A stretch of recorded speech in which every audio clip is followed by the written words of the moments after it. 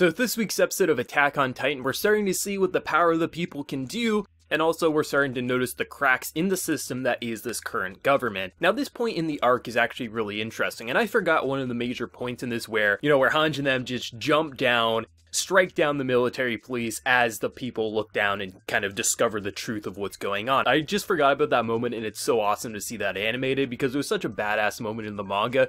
I'm so happy the anime brought it to life in such a great way. But I love how this episode functions because when you really break it down, you're starting to see people like Nile and other military police understand that they're not being filled into everything that's going on, that there's other groups within their ranks that are using these maneuver gears that are designed specifically to kill Survey Corps and not Titan. At any point, they could be killed next if they oppose the order, if they don't make sure things stay a bit quiet. But you're also seeing that if the people rise up, if there is the guarantee of their safety, the people's voice can overthrow a government. It's happened many times in our own world, and I really like how this functions, because you look at someone like Flagel and you're thinking to yourself, this guy has no backbone, he's gonna get killed, he's gonna get tortured, something to that nature. And I love how it's a very quick progression, but I think it's actually pretty subtle, especially when you have someone like Hange who's threatening you and just saying like, you're gonna play along with us and things are gonna go your way. But I think it's really that moment when he's cornered with gun barrels right at him and he learns the truth of why his father was killed, that it really gives him a sense of like,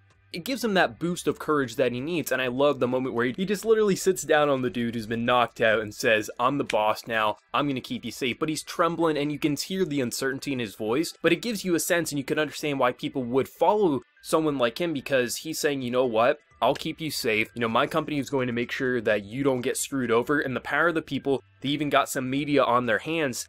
They can start spewing the knowledge of the truth that the current government is a fraud, a phony, a fake, and you can start spreading the word that his story is the true ruler, and you're starting to see the cracks really start to form, and when you got someone like Erwin, he's always got something up his sleeve, especially with how he presents it to Nile in the episode where he asks about, hey, how's the family going, and you're gonna have to choose a side. I just love that moment, it's so subtle, it's great. Everything about what this arc represents is really exposing the fraud and just the phoniness of this current government and how they're going to overthrow it. And I love how Isayama isn't just going guns blazing with things. It's about turning the people who are supportive of the current government against them and having enough strength to oppose them. You do need fighting power, sure, which now they're starting to get some on their hands, but you also need the power of the general folk. And I love how Isayama kind of wrote this into a story arc, because I think a lot of people, when they try to oppose governments or things like that in their stories, it kind of feels a little too superficial, and I love how a story like Attack on Titan is actually handling it. And I actually really enjoyed this episode overall, the pacing, how it's a question of who can you trust? Can you trust people who are in the military police? Are they all bad? Should we just say they're all screwing us over? Or should we be someone like Jean who wants to trust some people? And I really like that. I like just seeing all the information get dropped. Love, once again, the Ackerman name drop. Some people,